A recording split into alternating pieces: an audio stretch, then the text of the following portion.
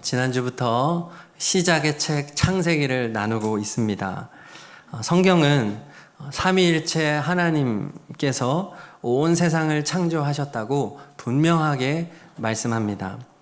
성부 하나님, 성령 하나님, 성자 예수님의 합작품으로 온 세상이 창조되었다는 것이죠. 태초에는 아무것도 없었습니다. 공간도 없었고 재료도 없었고 시간조차 없었습니다. 하나님께서 그러한 무질서, 무생명, 무의미한 세상에 빛을 비추어 주심으로 창조를 시작하셨죠. 그 빛이 바로 예수 그리스도이십니다.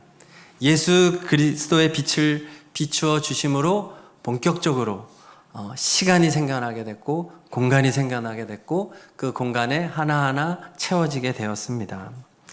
예수님께서는 오늘도 이 창조의 사역을 계속해서 이루어가고 계세요. 그것은 이 땅에 남아있는 어둠을 계속해서 몰아내시는 것입니다. 어둠을 몰아내고 빛의 나라, 하나님의 나라를 세워가고 있는 것이지요. 예수님께서 훗날 재림하실 때 그때 비로소 온 세상의 창조는 완성이 됩니다. 모든 어둠은 다 지옥으로 분리 조치되게 될 것이고 빛의 나라인 천국만이 남아서 영원히 예수 그리스도께서 그 나라를 통치하게 될 것입니다. 그래서 결국 천국이 모든 창조의 완성이 되는 것이죠.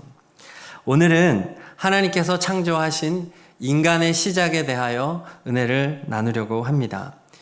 인간 창조에는 몇 가지 특징이 있는데 한 4가지로 먼저 나눠보겠습니다. 첫 번째로 삼위일체 하나님께서 의논하십니다. 26절, 27절, 1장 26절, 27절 앞에 화면을 같이 읽겠습니다. 하나님이 이르시되 우리의 형상을 따라 우리의 모양대로 우리가 사람을 만들고 그들로 바다의 물고기와 하늘의 새와 가축과 온 땅과 땅에 기는 모든 것을 다스리게 하자 하시고 하나님이 자기 형상 곧 하나님의 형상대로 사람을 창조하시되 남자와 여자를 창조하시고 아멘. 시작할 때 우리의 형상을 따라 우리의 모양대로 우리가 사람을 만들고 하나님께서 그동안 창조하실 때는 이런 말씀이 없었어요. 이런 협의가 없었어요. 그런데 잠시의 멈춤이 있었다는 것입니다. 하나님의 협의. 협의는 왜 합니까? 더 나은 방향을, 더 좋은 결과를 도출하기 위해서 바른 판단을 내리기 위해서 하는 것이 협의잖아요. 삼위일체 하나님은 이미 말 그대로 일체이십니다. 그리고 완전하십니다. 지혜가 무궁하십니다. 그럼에도 불구하고 이 세 위격의 하나님께서 성부, 성자, 성령 하나님께서 머리를 맞대고 합의한 결과, 그 도출된 결과가 바로 인간이었다고 하는 것이죠. 인간이 얼마나 특별한 존재인지를 설명해 주는 거예요. 자, 두 번째 인간 창조의 특징은 남자와 여자로 창조했다는 것입니다. 다른 동물들을 창조할 때에는 수컷과 암컷으로 지었다고 안 하죠. 종류대로 지었다고 합니다. 종류대로. 그러나 인간은 남자와 여자로 창조하셨다고 말합니다. 그럼 질문할 수도 있어요. 아니, 인종이 다양하잖아요. 백인도 있고 흑인도 있고 또 황인도 있고 또 그 인종마다 흑인이라고 해도 아주 시커먼 흑인이 있는 반면에 좀 밝은 톤도 있고 이거 종류대로 창조한 거 아닌가요? 라고 물어볼 수 있어요. 그런데 1980년경에 유전학 연구를 통해서 현생 인류의 모계 혈통과 부계 혈통을 이렇게 쫙 추적을 해보았다는 거예요. 그렇게 해봤더니 결국 한 사람의 어머니, 한 사람의 아버지로부터 시작했다는 것이 유전학적으로 밝혀졌다고 합니다. 그렇게 인류는 아담과 하와로부터 시작했다는 것이죠. 그런데 인류가 이렇게 창조된 다음에 세계 곳곳으로 퍼져서 거주하는 과정에서 그 지역의 기후가 다르고 환경이 다르고 먹거리가 다르고 하다 보니 그러한 환경에 적응하는 과정에서 피부색과 체형이나 이런 것들이 변화되게 됐다는 것이죠. 즉 진화된 것이 아니라 환경에 적응하는 과정이었다는 거예요. 출발은 오직 남자와 여자, 아담과 하와였다라고 하는 사실이죠. 그런데 지금 세상은 갈수록 다양한 성을 주장하고 있어요. 그리고 다양한 성을 인정해 달라고 말하고 있습니다. 성경은 남성, 여성만 있다고 말하는데 요즘은요, 자기가 생물학적으로 분명히 남자로 태어났는데 나는 여성이라고 말하는 사람도 있어요. 그리고 난 여성으로 태어났는데 아니에요, 나는 남성이에요 라고 하는 분들도 있어요. 또 어떤 분은 나는 남자도 아니고 여자도 아니고 제3의 성을 가지고 있습니다 하는 분도 있고, 또 어떤 분은 나는 남자와 여자 성별을 동시에 가지고 있습니다 하는 분도 있어요. 심지어 어떤 사람은 나의 성별은 시간에 따라 달라요. 환경에 따라 달라요. 유동적으로 변합니다. 저는 지금 극히 일부분만 말씀드렸어요. 굉장히 많은 성 정체성이 존재합니다. 그들은 자신의 다름을 좀 인정해 달라고 하고 우리를 제발 차별하지 말라고 말을 합니다. 그러나 성경은 오직 남성과 여성, 한 부모만을 허락했다고 분명하게 말씀하고 있는 거예요. 자, 인간 창조의 세 번째 특징을 보면은 하나님의 형상을 따라 창조되었다고 말합니다. 앞에 있는 26, 27절 앞에 화면만 읽겠습니다. 하나님이 이르시되 우리의 형상을 따라 우리의 모양대로 우리가 사람을 만들고, 네, 아주 특별한 존재로 만들었다는 거예요. 하나님의 형상이라는 게 무엇입니까? 하나님을 반영하는 존재라는 거죠. 하나님을 나타내 보이는 존재라는 거죠. 그래서 인간을 창조할 때 특별한 재료가 섞입니다. 창세기 2장 7절을 함께 봉독하겠습니다. 여호와 하나님이 땅의 흙으로 사람을 지으시고 생기를 그 코에 불어넣으시니 사람이 생명이 되니라. 네. 창세기 2장 19절에 보면은 들짐승과 새들도 흙으로 지었다고 나와요. 그러니까 인간의 육체도 흙으로 지었습니다. 동일합니다. 그러나 인간이 다른 것이 있다. 바로 하나님의 생기가 들어간 존재다라고 하는 거죠. 이 생기가 바로 인간의 영혼이 된 겁니다. 영혼. 그래서 이 영혼은 하나님을 반영하고 있어요. 하나님은 어떠한 분이십니까? 영원하신 분이시죠. 그래서 육체는 죽지만 영혼은 죽지 않습니다. 영혼은 영원히 존재하게 만들어졌어요. 우리 육체가 죽게 되지만 훗날 예수님께서 다시 재림하실 때 우리는 다 새로운 몸을 입고 부활하게 될 것입니다. 천국에 갈 사람들은 천국에 적합한 몸을 입고 부활하게 될 것이고, 지옥 가게 될 사람들은 지옥의 심판을 받을 적절한 몸으로 다시 몸을 입고 부활하게 되는 거죠. 인간의 영혼은 절대로 죽지 않습니다. 그것을 다른 거죠. 다른 존재. 또 영혼에 중요한 기능이 있습니다. 영혼은 하나님으로부터 말미암았기 때문에 영혼은 하나님과 교제하는 기능을 가지고 있어요.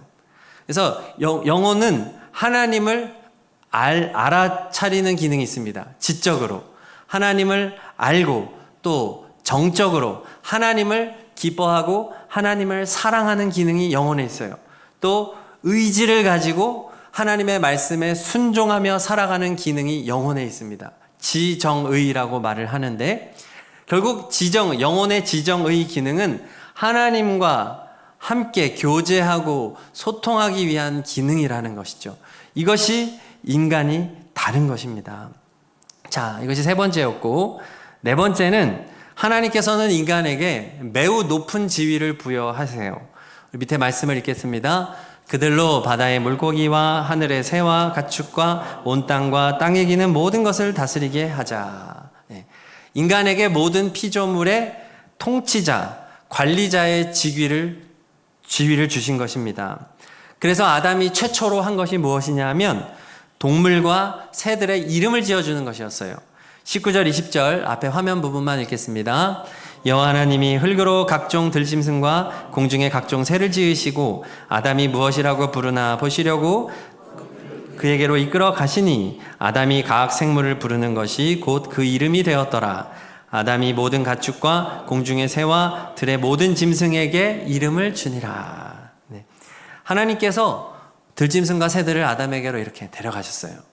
그리고 아담이 이름을 지은 것이 그 이름이 되었습니다. 이름을 지어주는 것은 소유와 책임을 말하는 것이죠. 우리가 부모가 결혼하여 임신을 하면 먼저 하는 게 뭐냐 하면 아이의 태명을 짓죠. 네. 예전에는 안 졌을 수도 있겠지만 요즘 부모들은 태명 꼭 짓습니다. 태명도 고민 많이 하고 짓죠. 하지만 태명도 태명이지만 이 아이가 이제 출산하기 전에는 또 고민합니다. 이 아이 평생의 이름을 무엇으로 지어줄까? 가족회의 하고요. 이것 때문에 싸우기도 합니다. 누가 이거 이름 짓느냐 이것도 굉장히 중요하기 때문에 또 아버지 이름 촌스러워요 막 이랬다가 아버지한테 혼나기도 하고 네, 제 얘기입니다. 네. 하여튼 이렇게 이름을 짓는 것은 소유하고 책임지고 돌보겠다고 하는 상징이죠. 하나님께서 그렇게 위임해 주신 거예요. 자, 그렇기 때문에 지금 네 가지를 살펴본 것처럼 인간은 절대로 진화의 산물일 수 없는 것입니다. 하나님께서는 다른 피조물들과 인간의 창조를 분명하게 구별하고 있다는 거예요. 구분하고 있다는 거예요. 인간은 특별하게 창조된 존재라는 사실입니다. 인간은 출발부터가 복된 존재였다 하는 거예요. 굉장히 중요한 것입니다. 오늘 성가대 찬양이 야베스의 기도였어요. 야베스가 어떻게 기도했냐 하면 하나님 복에 복을 더하여 주십시오. 하나님 복 받기를 원합니다. 저는 고난 중에 태어났어요. 그렇지만 하나님 저에게 복을 주세요. 이렇게 기도를 합니다. 우리도 다 복 받기를 원하죠. 그러나 출발이 복이 없기 때문에 복을 구하는 게 아니에요. 우리는 이미 하나님의 엄청난 복을 받은 존재인 줄로 믿습니다. 그게 사랑이에요. 사랑은 언제나 선불입니다. 선불. 후불은 대가에 대해서만큼 줘요. 그렇지만 선불은 일하지 않아도 먼저 주는 것이죠. 하나님은 성경에 보면 늘 선불이에요. 선불. 우리가 어떻게 했기 때문에, 우리가 하나님의 마음에 들었기 때문에 준다. 우리 이런 관점은 좀 벗어나야 됩니다. 하나님은 먼저 우리를 복된 존재로 창조하셨다. 우리는 존재만으로도 충분히 특별한 존재다.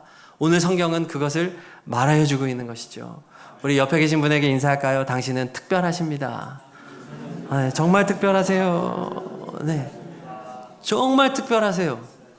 누가 뭐라고 해도 우리 성도님 특별한 존재입니다. 네, 지금 결혼하는 아름다운 두 예비 부부만 아름답고 특별한 게 아니고 다 특별한 거예요. 그게 굉장히 중요한 거예요. 네.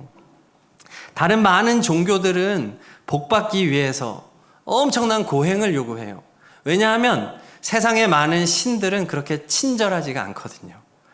그래서 신의 눈에 들고 신의 마음에 들기 위해서 유별난 노력을 해야 돼요. 그렇지만 우리가 믿는 하나님은 그런 분이 아니세요. 하나님은 처음부터 우리의 창조 때부터 지대한 관심과 사랑을 가지고 매우 특별한 존재로 우리를 창조하셨음을 믿습니다. 맞아요.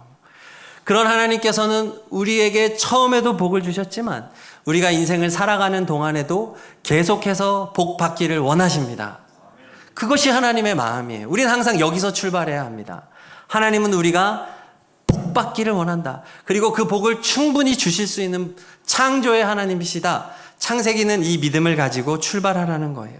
자, 그렇다고 하면 우리 인간들은 어떻게 계속해서 복받고 계속해서 행복한 인생을 살아갈 수 있을까? 야베스의 기도처럼 복에 복 있는 인생을 살 수 있을까?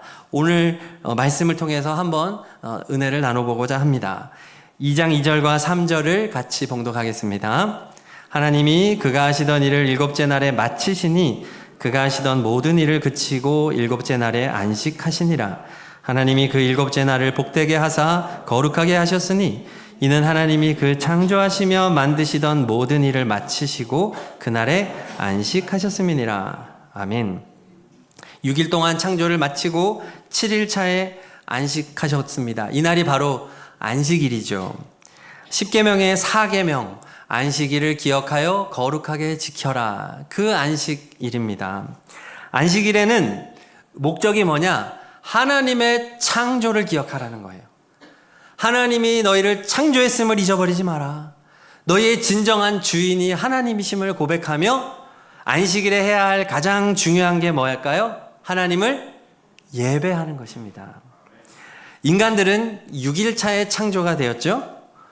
그러면 인간의 관점에서 볼 때 인간은 창조된 다음 가장 먼저 맞이하는 날이 안식일이 됩니다. 이 의미는 인간이 해야 할 가장 최우선순위는 예배라는 사실입니다.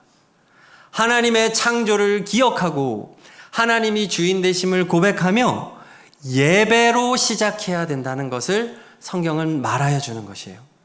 복 있는 인생을 살기 원하느냐? 예배자가 되어야 한다. 너의 시작을 예배로 삼아야 한다. 자, 그러므로 한 주의 시작은 무슨 요일입니까? 주일, 일요일이에요. 세상 사람들은 월요일이 한 주의 시작이죠. 일하는 날. 그러나 우리는 아닙니다. 하나님을 예배하는 것이 우리의 출발이에요. 하나님이 우리를 창조하신 목적이 무엇이에요? 예배예요. 이사야 43장 21절 같이 봉독하겠습니다.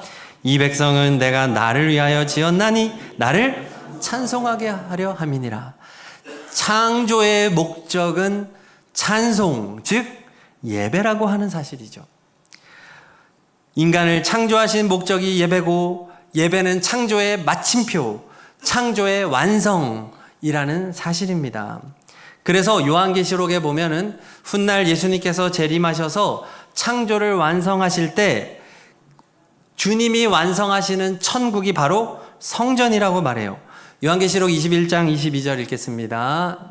시작. 성 안에서 내가 성전을 보지 못하였으니 이는 주 하나님 곧 전능하신 이와 및 어린 양이 그 성전이심이라. 아멘.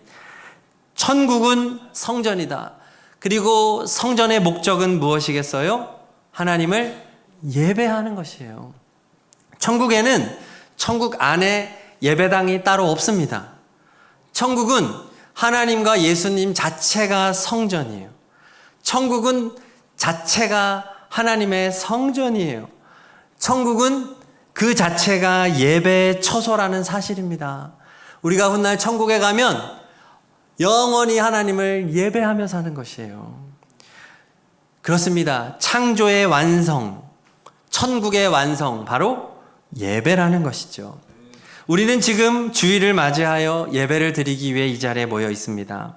유대인들은 금요일 저녁부터 안식일을 지키지만 우리는 바꿨어요. 일요일로 바꿨어요. 왜냐하면 예수님께서 부활하신 날이 일요일 새벽이기 때문에 그렇습니다. 그래서 우리는 일요일을 주님의 날이라고 말하며 안식일로 삼아 우리는 오늘 이렇게 일요일에 예배를 드리고 있는 것입니다. 바라기는 우리 모두 예배가 삶의 목적 되기를 소망합니다. 우리는 오늘 예배를 드리기 위해 창조되었어요. 오늘은 이 순간을 위해 우리는 존재하는 것이에요. 오늘 예배를 통해서 하나님의 어떤 다른 복을 받는 것이 목적이 되어서는 안 되겠습니다. 예배가 목적인 것이에요. 하나님은 우리의 예배를 받으시기에 합당한 분이라는 것이죠. 자, 이렇게 인간이 지속적으로 행복한 삶을 살아가기 원한다면 예배자가 되어야 한다. 성경은 그것을 우리에게 가장 먼저 말하여 주고 있는 것이고요. 그 다음에 또 하나를 생각해 보려고 합니다. 오늘 창세기 2장에는 오늘 봉독한 성경 구절에서 인간이 정말 행복해하는 부분이 나와요. 인간이 언제 행복해했어요? 아담이 하와를 보면서 굉장히 행복해하는 것을 볼 수 있습니다. 자, 이 부분을 좀 더 살펴보려고 하는데 창세기 2장 15절 이하는 창조 6일차를 아직 띄우지 말아주세요. 네. 창세기 2장 15절 이하에는 창조 6일차를 다시 설명해 주고 있는데 하나님이 창조할 때 먼저 아담만 창조합니다. 아담과 하와를 동시에 창조할 수 있잖아요. 남자와 여자로. 하나님은 남자만 먼저 창조하셨어요. 그리고 아담을 에덴 동산에게 두시면서 그곳을 맡아 돌보게 하십니다. 그러면서 너 선악과는 절대 따먹지 마라고 아담에게 말했어요. 하와에게 말하지 않고 하와는 없었어요. 아담에게 먹지 말아라 라고 하셨어요. 그러면서 하나님 말씀하시기를 2장 18절 봉독하겠습니다. 2장 18절 여호와 하나님이 이르시되 사람이 혼자 사는 것이 좋지 아니하니 내가 그를 위하여 돕는 배필을 지으리라 하시니라. 아담은 여자라는 존재도 몰라요. 그리고 하나님한테 요청한 적도 없어요. 그런데 하나님께서 친히 혼잣말처럼 말씀하시면서 돕는 배필을 지어야 되겠다 하시는 거죠. 자, 20절 21절 자, 또 읽겠습니다. 아담이 돕는 배필이 없으므로 여호와 하나님이 아담을 깊이 잠들게 하시니 잠들매 그가 그 갈빗대 하나를 취하고 살로 대신 채우고. 하나님께서 이렇게 지어주셨는데 창조 6일차 매일매일은 해 질 때부터 시작이잖아요. 그러니까 아담은 해가 지고 나서 저녁에 아담을 지으신 거예요. 그 다음에 밤에 아담이 자는 동안에 하나님께서 아담의 갈빗대를 취해서 하와를 만드신 것입니다. 그리고 다음날 아담이 자고 일어났을 때 아침이 되었을 때 하나님께서 이 하와를 아담에게 데려다 주는 거죠. 여전히 창조 6일차는 계속 진행되고 있는 상황인 거예요. 자, 그렇게 하와를 아담에게 데려다 줬을 때 아담이 얼마나 감탄하고 행복해하는지 한번 23절을 보겠습니다. 시작. 아담이 이르되 이는 내 뼈 중에 뼈요 살 중에 살이라 이것을 남자에게서 취하였은즉 여자라 부르리라 하니라. 뼈 중에 뼈요 살 중에 살이라. 어떻게 좀 와 닿으십니까? 프로포즈 할 때 당신은 내 뼈 중에 뼈요 살 중에 살이요 그러면 요즘 같으면 이런 정신 나간 사람이 다 있나 이렇게 표현하나 할지 모르겠지만 아담의 관점에서 보자는 거죠. 아담이 표현할 수 있는 최고의 감탄인 거예요. 그동안 자기가 아직 하루도 안 지났지만 자신이 경험한 피조 세계, 아름다운 자연과 동물과 새와 피조물들과는 다르다는 거예요. 너무 다른데 자기와 닮아 있다는 거예요. 나와 같은 뼈와 살을 가지고 있는, 나와 닮아 있지만 또 나와 달라요. 여성이죠. 난 남성이고. 너무 감탄하는 거예요. 비교할 수 없이 존귀한 피조물이라고 감탄하고 행복해하는 겁니다. 근데 이 피조물은 다른 대상도 아니고 아내로 주었어요. 창조를 할 때는 청년으로 창조하셨거든요.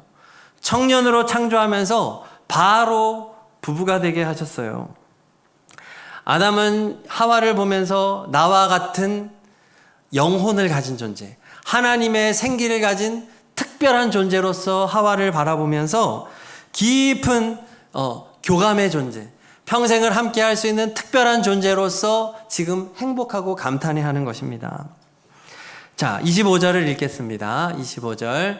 아담과 그의 아내 두 사람이 벌거벗었으나 부끄러워하지 아니하니라. 네, 이 말은 옷을 벗고 있었지만 부끄럽지 않다는 그런 의미도 있지만 그 깊은 의미는 그 속을 다 드러내어도 부끄럽지 않은 존재다. 하나님의 생기로 창조된 영혼을 가진 존재로서, 영혼의 동반자로서 모든 것을 함께 할 수 있는, 자신의 약점과 단점도 다 공유할 수 있고, 그래서 상대방의 약점을 보완해 줄 수 있는 그런 협력하고 돕는 아름다운 관계다라는 것을 보여주는 거예요. 이것이 하나님이 창조했을 때 부부 관계의 첫 번째 모습입니다. 서로에게 감탄하는 존재죠. 우리 부부 어떻게 서로에게 감탄하고 계십니까? 대답이 없으시네요. 네, 마음으로 크게 대답하신 줄 믿습니다. 처음은 감탄하셨죠? 네, 감탄으로 시작해서 하나님은 계속해서 이러한 감탄이 이어지도록 만드시는 그런 분이시다는 거예요. 우리는 세상에서 참 가면을 많이 쓰고 살아갑니다.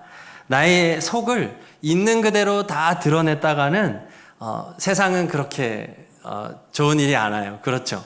적절하게 생각을 감춰야 하고 또 자기의 모습을 잘 절제해야 해요. 그게 나쁜 거는 아닙니다. 그렇지만 우리가 언제나 다 감추고 살 수는 없잖아요. 하나님께서는 부부를 통해서 서로 있는 모습 그대로를 드러내면서 서로 보완해주고 함께 공유하면서 행복한 삶을 살아갈 수 있도록 그렇게 이 세상을, 인간을 창조하셨다는 거예요. 남편에게는 아내가 돕는 배필이고 아내에게는 남편이 돕는 배필이 된다. 그래서 우리가 이 세상을 살아갈 때 진정한 행복은 이러한 관계에서 온다는 것이죠. 그래서 오늘 마침 맞게 우리 예비 부부가 와 있는데 행복하시기를 축복합니다. 하나님의 설계니까. 태초에 창조하시면서 가장 먼저 맺은 관계가 부부니까 바라기는 우리 교회를 통해서 많은 청년들이 결혼하기를 소망합니다. 많이 결혼해야 돼요. 많이 결혼해야 돼요. 그 단점 그거 다 감안하고 서로 사랑하면서 함께 세워져 가는 것이죠. 하나님께서는 이렇게 가정을 통해서 큰 행복을 주신다는 거예요.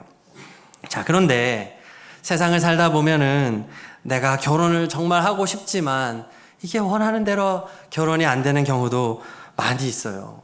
요즘 더 그래요. 요즘 결혼하는 거 참 어렵습니다. 차라리 안 하고 말지. 옛날에는 30만 돼도 막 주변에서 넌 늦었다, 넌 이제 큰일 났다 막 그랬잖아요. 지금은 안 그래요. 하지 마. 하기 싫으면 하지 마. 정말 좋은 사람 없으면 그냥 하지 마. 우리 교회 다니는 분들도 이렇게 자녀들한테 이렇게 하는 경우가 많은데 그러면 안 돼요. 그러면 안 돼요. 요즘은 참 어려운 시대란 말이죠. 결혼하기 어렵고 또 결혼을 해도 이런저런 이유로 결혼 관계를 유지하지 못하는 경우도 생기고 또 배우자가 먼저 하나님의 부름을 받게 된 경우도 있어요. 그렇다고 한다면 그 사람은 이 세상에서 불행하게 살아야 되는가? 이 질문을 던질 수 있잖아요. 아담과 하와만 이렇게 부부만 행복하다면 그럼 많은 사연 있는 이 세상 수많은 사람들 우리들 어떻게 하란 말인가 할 수 있어요. 그래서 오늘 말씀은요. 영적인 의미로 해석을 해야 합니다. 영적인 의미. 그것은 바로 아담과 하와의 부부관계가 신랑이신 예수님과 신부인 교회의 관계를 상징하고 있다는 거예요. 인간의 진정한 행복은 신랑 되시는 예수님과의 관계에서 비롯된다.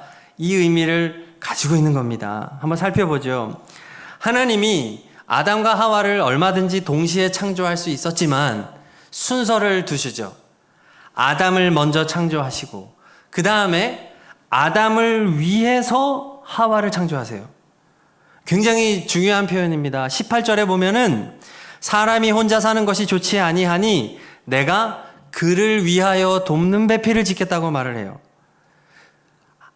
남편을 위해서 아내가 존재하게 한다. 이 말은 예수님을 위해서 교회가 존재한다는 거예요. 예수님을 위해서 성도가 존재한다는 이유예요.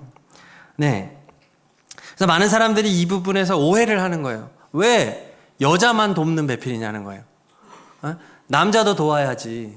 왜 자꾸 여자를 돕는 배필이라고 하고 불편하게 생각하는 경우가 있는데 여성을 무시하고 보수적인 게 아니에요. 오늘 말씀은 영적으로 예수 그리스도와 우리 성도와의 관계 속에서 해석해야 되는 거죠. 자, 21절과 22절을 다시 봉독하겠습니다. 여호와 하나님이 아담을 깊이 잠들게 하시니 잠들매 그가 그 갈빗대 하나를 취하고 살로 대신 채우시고 여호와 하나님이 아담에게서 취하신 그 갈빗대로 여자를 만드시고 그를 아담에게로 이끌어 오시니. 자, 아담을 깊이 잠들게 하셨다. 이 말은 예수님께서 십자가에서 죽으심을 상징하는 거죠. 그리고 갈빗대를 취하셨다. 이것은 예수님의 옆구리를 보이게 하는 거예요. 주님의 옆구리에서 물과 피를 다 쏟으신 장면을 연상을 시키는 겁니다. 즉 예수 그리스도께서 십자가에 달려 죽으시면서 그 옆구리에 모든 물과 피를 다 쏟으심으로써 하나님께서 예수님에게 허락한 거룩한 신부가 바로 교회라는 말씀인 겁니다. 그렇게 하나님께서는 이 땅의 인간들을 예수님의 신부로 세우겠다라고 하는 사실이에요. 그렇습니다. 우리는 예수 그리스도께서 자신의 죽으심과 피값으로 주고 사신 예수님의 신부입니다. 할렐루야. 맞아요. 그러므로 우리 인간에게 있어서 진정한 행복은 예수님이 나를 위해 죽어주셨음을 믿고 나는 이제 예수님의 거룩한 신부가 되었음을 고백하는 자들에게 진정한 행복이 주어진다라는 사실이에요. 23절을 읽겠습니다. 23절 아담이 이르되 이는 내 뼈 중에 뼈요 살 중에 살이라 이것을 남자에게서 취하였은즉 여자라 부르리라 하니라. 자, 이 감탄은 예수님께서 피값 주고 사신 교회와 성도를 보시며 하시는 감탄인 거예요. 예수님이 우리를 보시면서 감탄하는 거예요. 왜? 자신의 목숨을 주고 사셨기 때문이에요. 그런데 저 감탄의 문구를 보세요. 뼈 중에 뼈요, 살 중에 살이라. 자, 예수님께서 죽으시기, 십자가에 달리기 전날 밤 제자들을 모아놓고 하신 게 뭐예요? 성찬식입니다. 성찬식을 제정하시며 예수님 뭐라고 하셨어요? 이것은 나의 살이니 받아 먹어라. 이것은 나의 피니 마셔라. 자신의 살과 피를 나누어 주신 거예요. 예수님이 자신의 살과 피를 나누어 주셔서 그것을 먹고 마시는 존재가 바로 교회요, 성도인 거예요. 그러므로 아담의 감탄, 뼈 중에 뼈요, 살 중에 살이라는 것은 예수님께서 자신의 살과 피를 나누어 주셔서 빚으신 거룩한 신부를 보며 바로 교회와 성도를 보며 감탄하시는 말씀, 문구라는 사실이죠. 할렐루야. 네.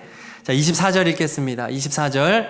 이러므로 남자가 부모를 떠나 그의 아내와 합하여 둘이 한 몸을 이룰지로다. 남자는 부모를 떠나야 한다. 예수님께서 하나님 아버지를 떠나셨잖아요. 높고 높은 보좌, 그 영광스러운 자리를 떠나셔서 낮고 낮은 이 피조 세계로 예수님이 오셨잖아요. 예수님이 낮아지셨고 예수님이 이 비천한 인간의 몸을 입으셨잖아요. 왜죠? 우리와 하나 되기 위하여.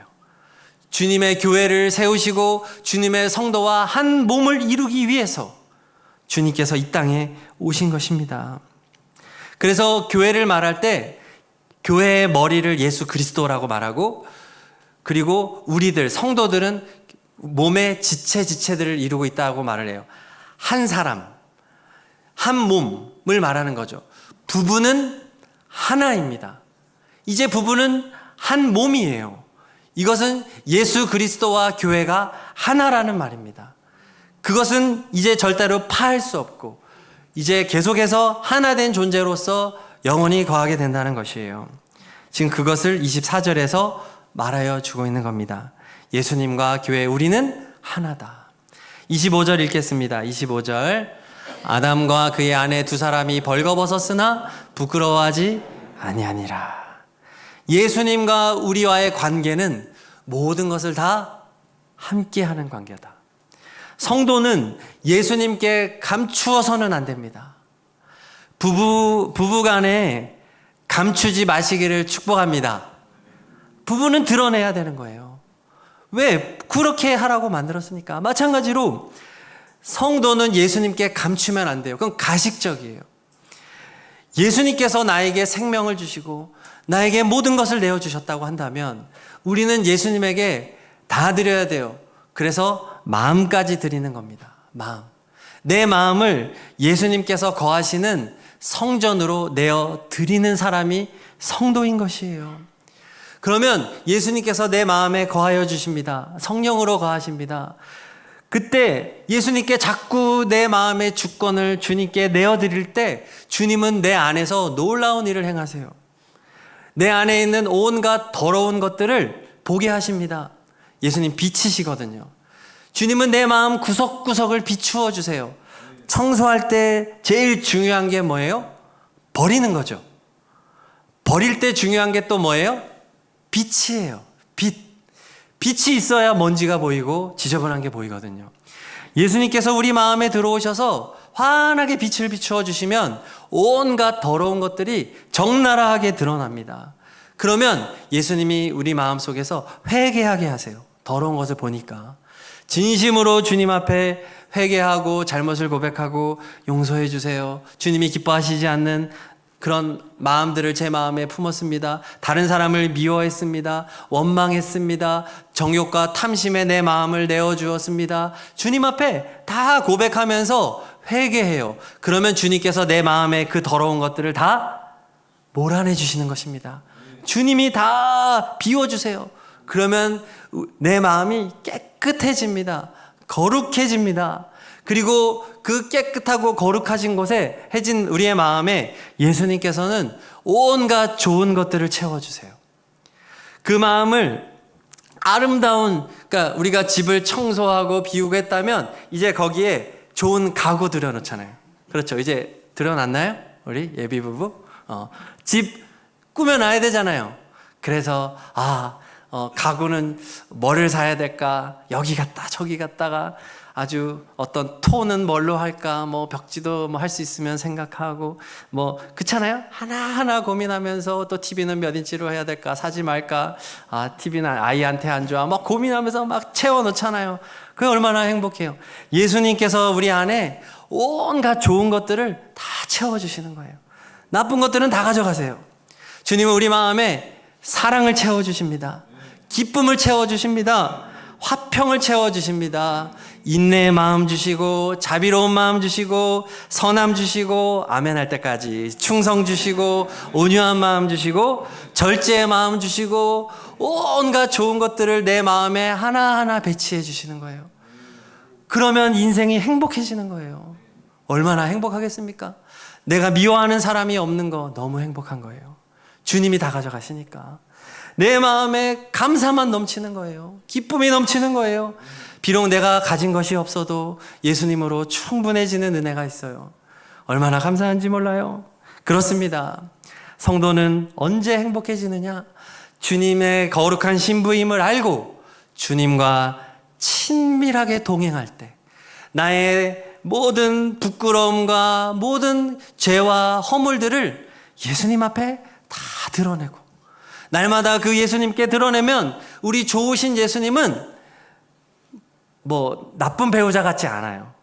좋은 배우자는 막 안 좋은 얘기하면 그만해 듣기 싫어 막 이러지만 우리 예수님은 최고의 신랑인 줄 믿습니다. 예수님한테 주님 너무 힘들어요, 누가 괴롭혀요 막 하면 예수님은요 언제든지 안아주는 거예요. 그러니 내가 그 마음 안다. 나도 힘들었어. 나도 배반 당해봤거든. 주님 몸이 너무 아파요. 그러면 그래 나도 아파봤어. 십자가의 고통을 당해봤거든. 나는 너의 고통을 함께 지금 느끼고 있어. 내가 너에게 힘을 줄게. 내가 너에게 지혜를 줄게. 다 받아주시는 거예요. 그러면 우리 마음이 거룩해지고 깨끗해지고 좋아지는 것이죠. 사람한테 위로받으려고 하면 결국 상처만 돌아와요. 사람을 의지하면 사람은 다 받아줄 수가 없거든요. 어느 정도까지는 노력해서 받으려고 하지만 계속 반복하면 짜증나는 거예요. 그렇죠? 네. 목사님 저도 마찬가지예요. 성도님들이 무슨 얘기를 하면 그러시군요. 하지만 30분 지나고 1시간 지나고 1시간 반 지나면 이제 저도 한계가 와요. 나 지금 설교 준비해야 되는데 나 지금 밥 먹으러 가야 되는데 뭐 온갖 생각이 막 들어와요. 사람이라서 그래요. 사람은 한계가 있어요. 그러나 우리 예수님은요 다 받아주시는 거예요. 왜 사람한테 위로받으려고 하십니까? 예수님 앞에 나아가시기를 축복합니다. 주님 말씀 보세요. 얼마나 나를 사랑한다고 말씀하시는지, 너는 특별한 존재라고 말씀해 주시는지 성경만 읽으면 위로를 받아요. 그리고 참아시면서 위로받는 것도 좋지만 그 돈도 나가고 그렇죠? 때로 상처받잖아요. 은근히 자기 자랑해. 계속 듣고 있으면 짜증나요. 그렇잖아요? 네. 그러니까 주님의 전에 나와서 새벽에도 나와서 주님 앞에 기도하시기를 축복합니다. 그러면 주님이 다 받아주시고 힘주시고 위로해 주는 거예요. 우리 예수님과 친밀하게 동행하면 그 사람은 행복해지는 거예요. 오늘 인간 창조에 대해서 나누어 봤습니다. 주님은 처음부터 하나님은 우리를 복되게 창조했다. 우리 행복한 존재다는 거예요. 그리고 우리가 계속해서 행복하기를 원한다면 첫 번째, 예배자로 살아야 한다. 예배의 승리자가 되어야 한다. 또 하나는 예수님과 친밀한 동행의 삶을 살아야 된다. 예수님이 나의 신랑임을 알고 우리 예수님과 함께 행복한 인생을 살아가야 된다는 것이죠. 우리 예비 부부도요, 서로에게 너무 의지하지 마세요. 둘 다 예수님 바라보시기를 축복합니다. 아내가 막 하면 주님 앞에 나와서 고자질 하세요. 주님, 아내가 괴롭혀요. 우리 아내도 마찬가지. 주님한테 해결받고 그리고 돌아와서 여보 미안해. 내가 잘못한 것 같아. 그렇게 하는 거예요. 그렇게 부부생활 하는 겁니다. 예수님과 문제 해결하고 인간관계 속에서는 용서하고 화해하고 함께 가는 것이에요. 자, 2장을 이제 말씀을 마무리하겠습니다. 우리 앞에 좀 정리를 제가 했어요. 하나님께서는 인간을 특별하게 창조하셨습니다. 인간의 목적은 하나님을 예배하는 것입니다. 예배가 창조의 완성이에요.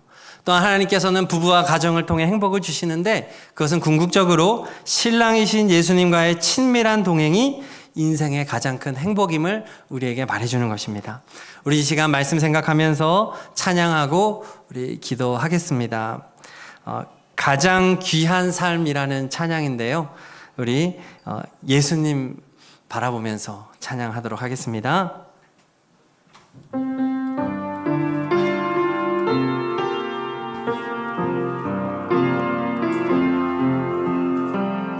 아무도 모르는 삶이라 하여도 스치듯 지나는 삶이라 하여도 후회하지 않고 오늘을 사는 것은 가장 귀한 삶을 알미라.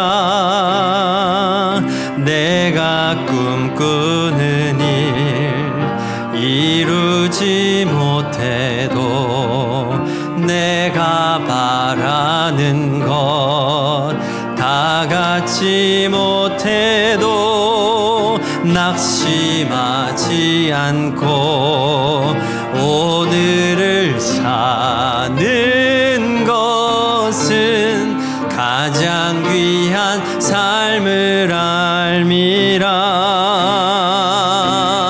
내가 복음을 알고 내가 복음을 믿고 내가 복음을 전하며 살아간다면 나의 삶은 가장 귀한 삶이라. 내가 예수를 알고 내가 예수를 믿고 내가 예수를 전하며 살아간다면 나의 삶은 가장 귀한 삶이라. 하나님 독생자 하나님 독생자 예수 그리스도 날 위해 고귀한 생명 주셨으니 그 생명 받은 나 하늘에 소망이 있네. 나의 삶은 귀한 삶이라. 내가 복음을 알고 내가 복음을 믿고 내가 복음을 전하며 살아간다면 나의 삶은 가장 귀한 삶이라. 내가 예수를 알고 내가 예수를 믿고 내가 예수를 전하며 살아간다면 나의 삶은 가장 귀한 삶이라. 우리 시간 말씀 붙잡고 기도할 텐데 예배자로 살겠습니다. 예수님을 사랑하며 살겠습니다. 신랑 예수님과 함께 동행하며 살겠습니다. 말씀 붙잡고 다 같이 기도하겠습니다. 할렐루야. 하나님 감사합니다. 우리를 예배자로 부르셨습니다. 예수님을 우리의 신랑으로 모셨습니다. 주님을 찬양합니다. 주님을 경배합니다. 주님을 예배합니다. 언제나 주님만을 예배하며 살겠습니다. 할렐루야.